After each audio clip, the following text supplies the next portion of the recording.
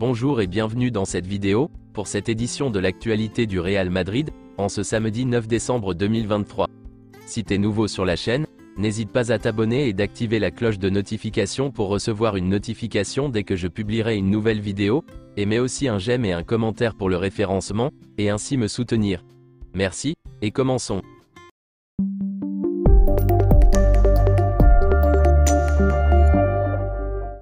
Voici quelques photos de la séance d'entraînement d'hier.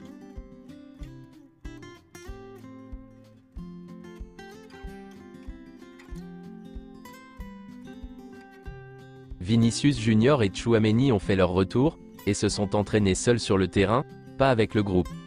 Même Eder Militao, qui s'était fait les ligaments croisés en début de saison, a publié une photo où on le voyait faire son retour aussi individuel sur le terrain.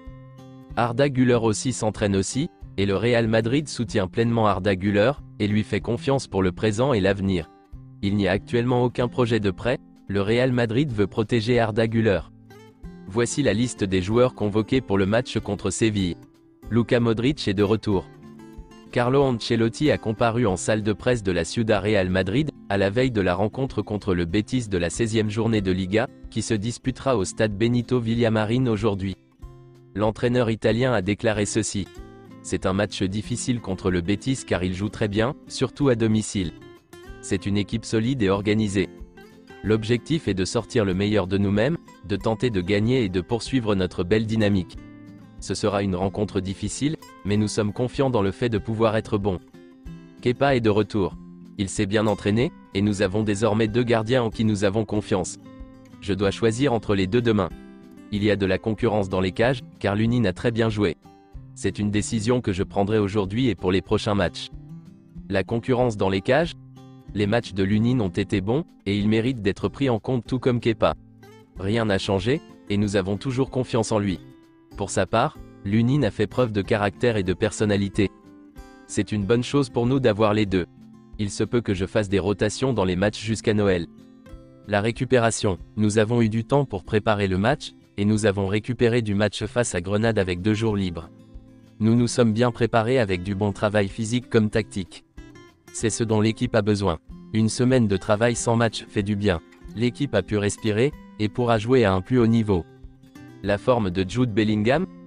Jude Bellingham a fait du travail individuel, car il doit récupérer du problème à la cheville qu'il a eu contre Naples. Par rapport à l'épaule, il doit bien récupérer encore. Il fait un travail spécifique pour se renforcer, mais il n'a eu aucun problème pour jouer et chaque jour qui passe il se sent mieux.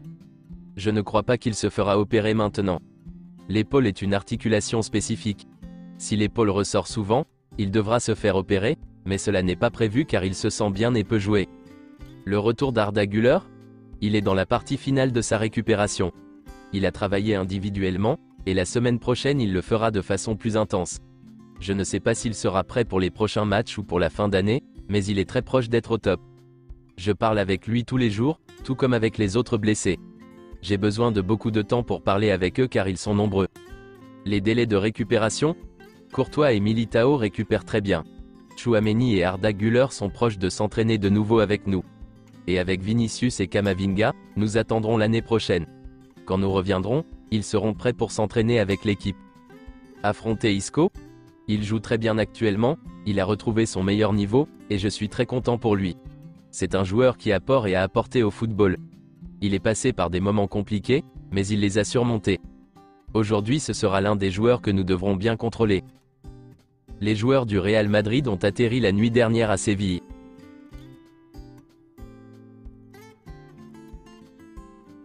Le maillot d'avant-match du Real Madrid pour 2024 a été officiellement dévoilé hier. Il sera porté pour l'échauffement avant les matchs à partir de 2024, et jusqu'à la fin de la saison.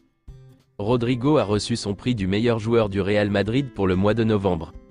Selon Marca, l'objectif principal de Vinicius est d'être disponible pour la Supercoupe d'Espagne en janvier. Au Real Madrid, on pense qu'il pourrait être prêt pour le match contre l'Atlético Madrid, qui aura lieu le 10 janvier. Vinicius Junior reprendra la compétition en janvier. Il n'est pas encore possible de le savoir, mais les sources du club n'excluent pas la possibilité qu'il soit disponible pour la Supercoupe d'Espagne. Concernant Vinicius, selon Marca, le parquet demande la clôture de l'enquête sur les insultes à Vinicius à Mestalla. La difficulté d'identifier les auteurs filmés dans plusieurs vidéos amène le parquet à demander au tribunal de clôturer l'affaire. Hendrick marque avec Palmeiras lors du dernier match et remporte son deuxième titre de champion du Brésil avec Palmeiras. Le Real Madrid a félicité Hendrick pour son titre de champion du Brésil.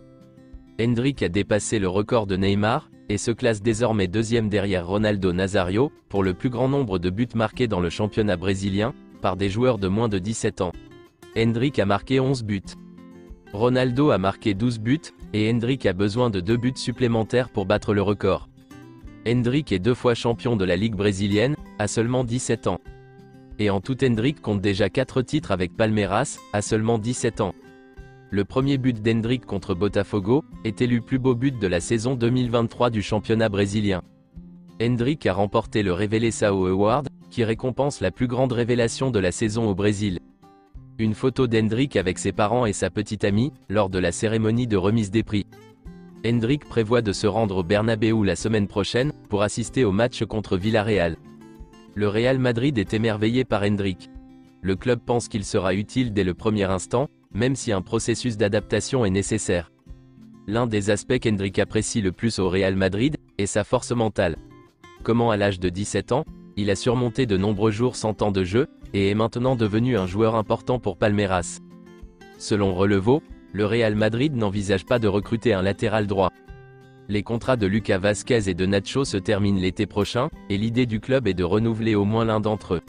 Le Real Madrid pense qu'ils sont suffisants pour être la doublure de Carvajal.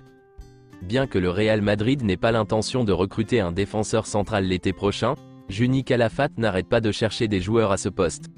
Reece James a toujours été le favori, mais il a un long contrat avec Chelsea.